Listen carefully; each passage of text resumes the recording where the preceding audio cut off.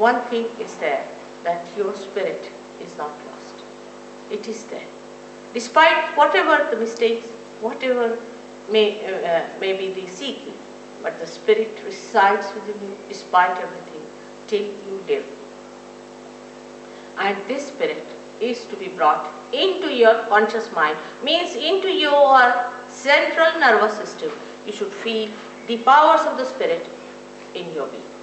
This is what is Sahaja Yoga is. Sahaja, as he must have told you, means born with you. Now yesterday I told you about the left side, which is the power of desire, and through this power we have our all conditionings and all the receptions from the matter, materialistic things, and also what you can say, we collect all our past.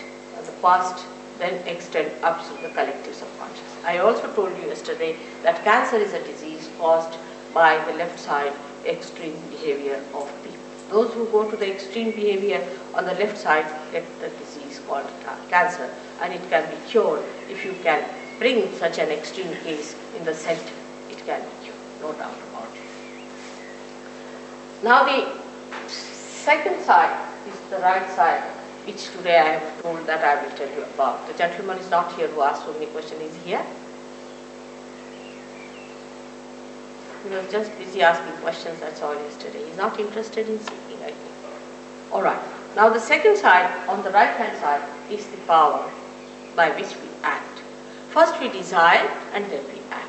Now this power, right side power, is expressed within us as right sympathetic nervous system. Science has come from the same. Science is in the gross, these are all subtle things that are within us. Now this right side power, which exists within us, gives us the power for our mental and physical capacity to act. Now this action takes place when we desire something, we want to implement that desire, then we go into action. One has to understand what sort of a power is this. This power is called as Prana Shakti in Sanskrit, Prana. And the another one, the left one, as Mana Shakti, is the power of the emotions, or can say of the mind. But you see, English language is not so clear cut about it. So I would say Mana Shakti and Prana Shakti. These are the two powers that exist within us, and we start using them as left and right, we can say like a brake and an accelerator, and then we become the master of driving. But while becoming that, we make mistakes. The human mind has a speciality to go to extremes. Supposing I tell somebody, now you have to meditate. They'll meditate for 5 hours. There is no need to meditate for 5 hours or anything. But if you tell them that you have to stand on your head, they'll do it for 10 hours. So there is no need to go to extremes. We have to be just in the center, be kind to our body, be kind to ourselves. There's nothing to be frantic about. There's nothing to be so much exasperated about it. It's just very simple thing that has to happen. For example, think of a seed which is sown in a very loud music, or say a place where everybody is rushing, shouting, screaming. What will happen? That seed will never sprout. If it is in a peaceful place, is a properly placed one, or not in a tilted pot, then it will definitely develop into a beautiful tree or a beautiful shrub, whatever it has to develop into. In the same way, if we are too much on the extremes, we go to the left and to the right.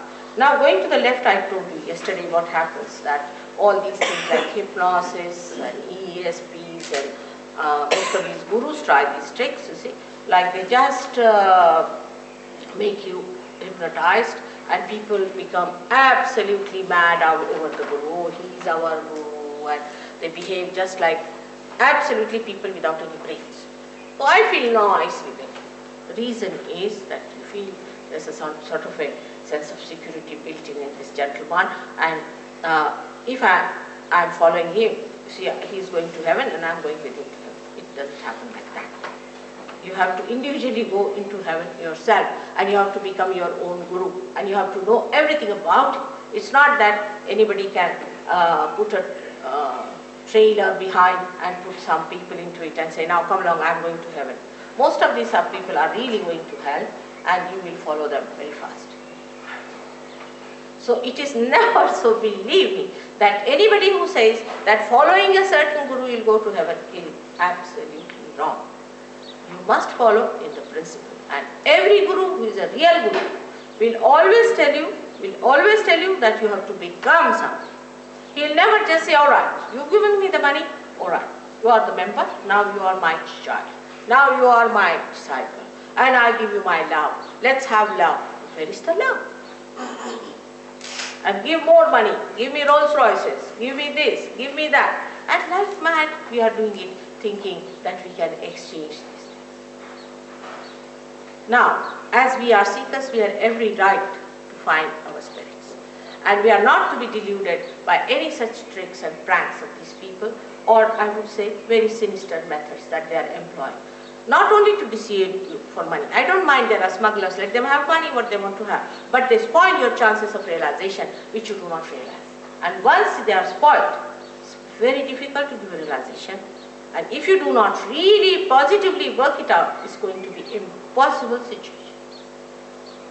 I've seen people who have suffered on account of this. Now this action within us acts for our mental and physical capacities on the right hand side. Like we think of the future. Now we're planning, we start. It's planning. Now we must do this tomorrow or day after tomorrow. We have to do it, and we start sitting. Now I'll go there and I'll find this, and then I'll take a ticket, and then I'll go there. I mean, our mind is working for the future. So much so we become absolutely futuristic. To such an extent, sometimes I have met people who are futuristic, they even forget their own names. Can you believe it? I mean, they don't even remember their father's name, that's all right, but even their own names they forget. I mean, they are like mad because they don't remember their own names and they don't know where are they, what are they doing. I have met people of that kind who are really sick people because they have become so futuristic now that they do not know anything about their past. Now, this futuristic behavior starts in a society where people always think of the future. What will I do? What am I to do tomorrow? What am I to achieve tomorrow? And all these things, when they start doing, their attention goes to the right extreme. Now, in this place, we are very dangerously placed when we start looking for the future. And the future seeing is a imaginary stuff. It's absolutely imaginary. Because what you think of the future doesn't exist. What exists is the present. You have to be in the present, not in the future. But people will say you have to be in the present. But how? We cannot.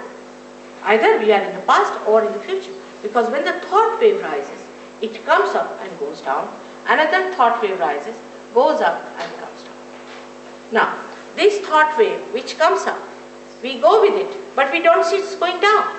Another thought wave that rises, we see that, but we don't see where it goes out. And so we are jumping on the cusp of these thoughts and we do not know.